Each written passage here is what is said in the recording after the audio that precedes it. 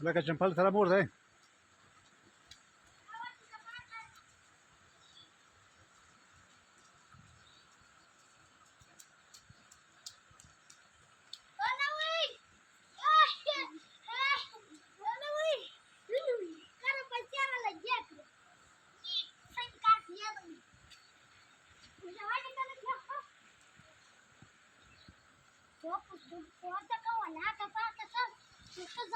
چیرې دی دا سړی ولا